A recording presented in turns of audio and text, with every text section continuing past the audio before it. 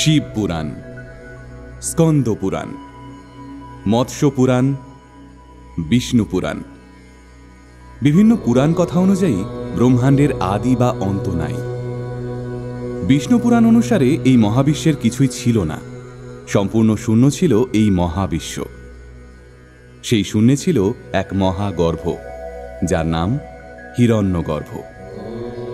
পুরাণ কথা অনুযায়ী এই হিরণ্যগর্ভ থেকেই পরম ব্রহ্ম তার ইচ্ছে অনুযায়ী রূপ ধারণ করেন। তিনি হচ্ছেন আদিপুরুষ শ্রী হরিনারায়ণ। শ্রী বিষ্ণুর নাভি থেকেই একটি পদ্মফুলের সৃষ্টি হয়, আর এই পদ্মফুল থেকেই পিতা ব্রহ্মার সৃষ্টি হয়।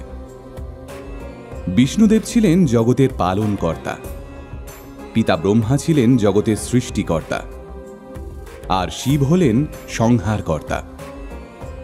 ভগবান বিষ্ণু পিতা ব্রহ্মাকে দায়িত্ব দেন সমগ্র ব্রহ্মাণ্ড রচনা করার জন্য।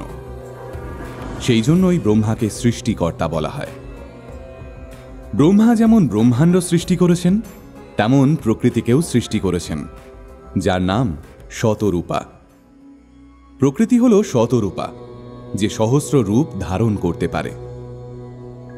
আমাদের চারপাশের এই প্রকৃতি হল জ্ঞানের ভাণ্ডার, অর্থাৎ মাতা সরস্বতী।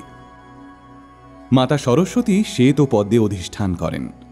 মায়ের হাতে থাকে বীণা বাদ্য, যার ধ্বনি দ্বারা জীবনের সৃষ্টি হয়। মায়ের আর এক হাতে থাকে মুক্তোর মালা, যার দ্বারা জপ ধ্যান হয়। মায়ের অপর হাতে থাকে বেদ, যা অপরন্ত জ্ঞানের ভাণ্ডার, চারটি বেদের সমাহার।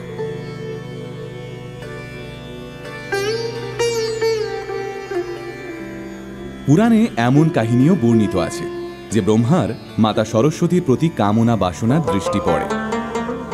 পিতা ব্রহ্মা আসলে এই প্রকৃতি, অর্থাৎ শতরূপা ওরফে সরস্বতীকে নিয়ন্ত্রণ করতে চেয়েছিলেন, অর্থাৎ নিজস্ব ক্ষমতার বশে আনতে চেয়েছিলেন।